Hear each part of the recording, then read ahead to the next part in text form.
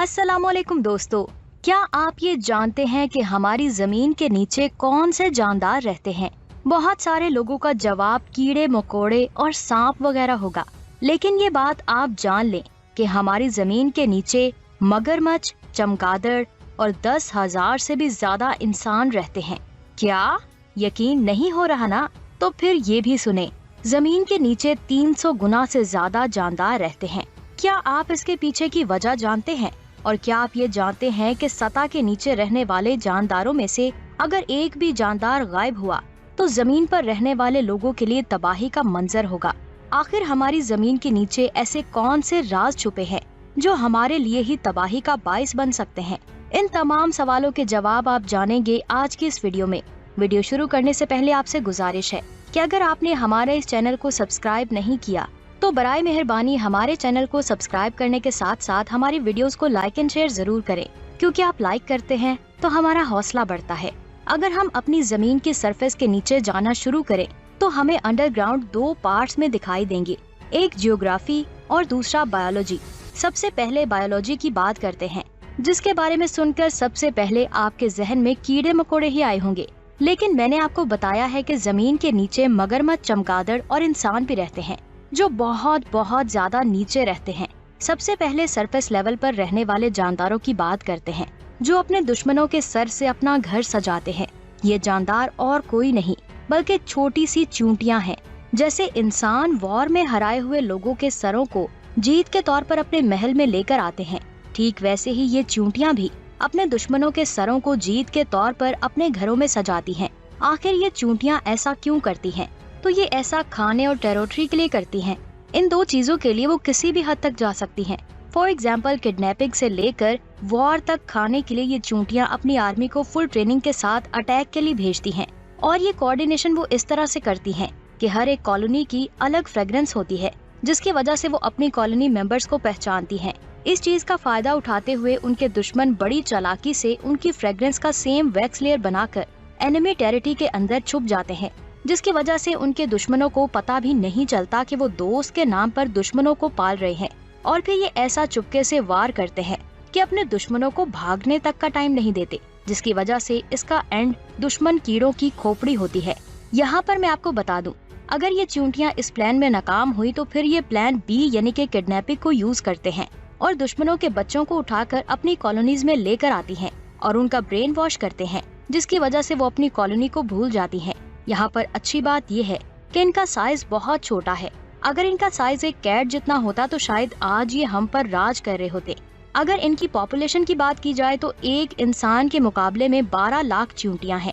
यहाँ पर मैं आपको बता दूं, ह्यूमन अपने मैस से सिर्फ और सिर्फ 1.5 गुना ज्यादा मैस उठा सकता है, लेकिन अगर चूंटियां अपनी फुल स्ट्रेंथ पर आ जाएं तो वो खुद से 20 गुना ज्यादा वजन उठा सकती हैं। ये तो थी सिर्फ 7 मीटर नीचे की बात। अगर आप 270 से 280 फीट नीचे जाएंगे तो आपको एक अलग ही नजारा देखने को मिलेगा, जिसमें बहुत सारे लोगों की आवाज सुनाई देगी, यहाँ तक कि ट्रेन का हॉर्न भी सुनाई देगा। यहाँ पर 10,000 से ज्यादा लोग एक न्यू दुनिया बनाकर रह रहे हैं। इस जगह का नाम कैपाडोसिया सिटी है, जो पूरी दुनिया का सबसे ज्यादा डीप सिटी है, क्योंकि ये हमारी जमीन की सरफेस से 85 मीटर नीचे है।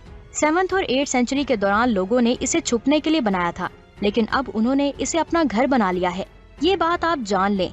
ऐसे पूरी दुनिया में 36 सिटीज हैं जो एक दूसरे से अंडरग्राउंड कनेक्टेड हैं। 10% सिटीज ऐसे हैं जहां हम जा सकते हैं, जहां पर ऑक्सीजन को पहुंचाने के लिए जगह जगह पर लोगों ने एयर वेंट्स बनाए हुए हैं, जिससे हवा एक्सचेंज हो सके।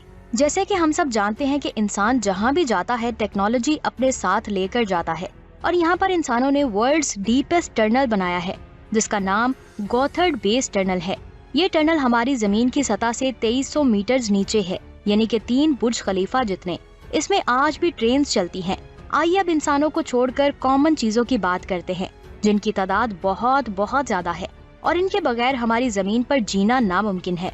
मैं बात कर रही हूँ माइक्रोब्स की। हमारी जमीन पर total 1 lakh crore microbe species हैं। यहाँ पर मैंने स्पीशीज की बात की है, नंबर ऑफ माइक्रोब्स की नहीं।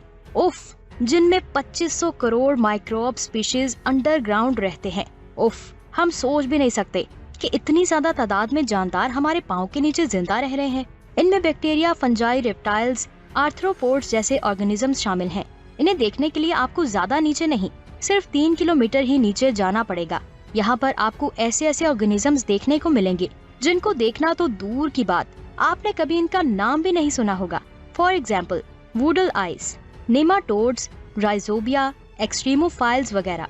आखिर जमीन की सरफेस के नीचे ऐसा क्या है जो ऊपर नहीं है? तो मैं आपको बता दूं, जैसे हर इंसान की जरूरत अलग होती है, ऐसे ही माइक्रोबियल स्पीशीज की जरूरतें भी अलग होती हैं। कुछ माइक्रोब्स को हीट की जरूरत होती है, जैसे कि एक्सट्रीमोफाइल्स, और कुछ को मिट्टी में नमक की जरूरत होती है, जैसे कि नेमाटोड्स और वर्म्स वगैरह। यहाँ पर मैं आपको बता दूं, वर्म्स की एक और जरूरत फूड भी होती है, जो माइक्रोब्स पे डिपेंड करती है। सिर्फ ये वर्म्स का ही सर्वाइवल नहीं, बल्कि ह्यूमन लाइफ का भी सर्वाइवल हमारी आंखों को ना नजर आने वाले माइक्रोब्स पे डिपेंड करते हैं। अगर इतने ज्यादा स्पीशीज में से किसी एक ने भी अपना काम करना बंद कर दिया तो समझ जाना हमारे खत्म होने का वक्त शुरू हो चुका है। क्योंकि हमारी जमीन के सरफेस पर मौजूद 82% प्लांट्स एक साइकिल पर डिपेंड करते हैं, जो है nitrogen cycle. Nitrogen cycle insects और माइक्रोब्स पर डिपेंड करता है, जैसे कि मिलीपाइड्स और वुडल आइस डेड प्लांट टिश्यूज को डिकम्पोज करते हैं। टर्माइट्स और वर्म्स का काम सोइल में प्रिंट ऑर्गेनिक मैटर से प्लांट न्यूट्रिएंट्स को प्रोड्यूस करना है। नेमाटोड्स डेड रूट्स और ऑर्गेनिजम्स को खाकर पूरे इकोसिस्टम के सर्वाइवल को आसान कर देते हैं, और बाकी के माइक्रोब्स जैसे कि फंगस, बैक्टीरियाज, आर्किया पूरे नाइट्रोजन साइकिल को चलाते हैं। यानी कि माइक्रोब्स हमारे एनवायरनमेंट के क्लीन मास्टर्स हैं।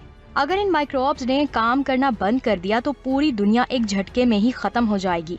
अगर नाइट्रोजन साइकिल ना हुआ तो नाइट्रोजन नहीं बनेगी, मतलब कि प्लांट्स प्रोटीन प्रोड्यूस नहीं करेंगे, जिसकी वजह से क्लोरोफिल नहीं बनेगा, और आहिस्ता आहिस्ता तमाम पौधे मिट्टी में मिल जाएंगे, जिसकी वजह से प्लांट्स पर डिपेंडेंट एनिमल्स, बर्ड्स और फिर आहिस्ता आहिस्ता इंसान भी खत्म होने लगेंगे। आइए अब और गहराई में जाते हैं, जहाँ क्रोकोडाइल्स, बैट्स, बोरिंग ओल्स रहते हैं। क्रोकोडाइल्स आपको 40 फीट नीचे मिलेंगे। आखिर ऐसा क्यों? क्रोकोडाइल्स एक कोल्ड ब्लडेड एनिमल है, जिसकी वजह से ये अपने बॉडी में हीट प्रोड्यूस नहीं कर पाते और वो सर्दी से बचने के लिए जमीन के नीचे चले जाते हैं। बैट्स का भी सेम केस है, लेकिन इनमें एक खास बात ये होती है कि इनका टेम्परेचर डिक्रीज के साथ साथ मेटाबॉलिक रेट भी कम हो जाता है, जिसकी वजह से उन्हें खाना स्टोर नहीं करना पड़ता और वो काफी देर तक अपनी बॉडी में स्टोरेज फैट पर भी जिंदा रह सकते हैं। यहाँ पर मैं आपको बता दूं, दूसरे जानदारों के अंडरग्राउंड जाने के पीछे बहुत ज्यादा रीजंस हो सकती हैं, जैसे कि फूड स्टोरेज एंड रिप्रोडक्शन। यहाँ पर हमारी बायोलॉजी लाइफ खत्म हो जाती है और जियोग्राफी लाइफ स्टार्ट हो जाती है। इसमें हम अर्थ के एक ऐसे पार्ट की बात करेंगे जिस पर हम इंसानों की लाइफ डिपेंड करती है। इस हिस्से के फटने से लोग डरते हैं और इसके फ्रीज होने से साइंटिस्ट घबराते हैं। ये पार्ट आयरन निकल से बना है, जिसे मोल्टन लावा कहते हैं, यानी कि अर्थ की आउटर कोर में बहता हुआ मोल्टन मैग्मा, जो हमारी जमीन को सूरज से आने वाली सोलर रेडिएशन से बचाता है। ये बात आप जान लें, अर्थ की रोटेशन के साथ साथ मोल्टन लावा भी रोटेट होता है, जिसकी वजह से लावा में मौजूद आयरन चार्जेस भी रोटेट होते हैं। चार्जेस के मूवमेंट का मतलब है करंट का प्रोड्यूस होना। करंट के प्रोड्यूस होने की वजह से मैग्नेटिक फील्ड बनती है, जो हमारी जमीन की प्रोटेक्शन शील्ड में और हमारी जमीन को सोलर रेडिएशन और कॉस्मिक रेज से प्रोटेक्ट करती है। यहाँ पर मैं आपको बता दूं, अगर गलती से भी हमारी जमीन की आउटर कोर ठंडी हो गई तो हर तरफ तबाही ही तबाही होगी।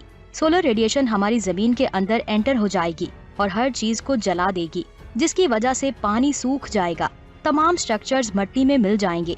इसके बाद एक ऐसी जमीन बचेगी जो बिल्कुल बंजर होगी, जिसकी वजह से सब कुछ खत्म हो जाएगा। और आज की हमारी ये वीडियो भी यहीं पर एंड होती है। आज की वीडियो आपको कैसी लगी नीचे कमेंट्स करके जरूर बताइएगा। अपना बहुत सारा ख्याल रखें। अल्लाह हाफिज।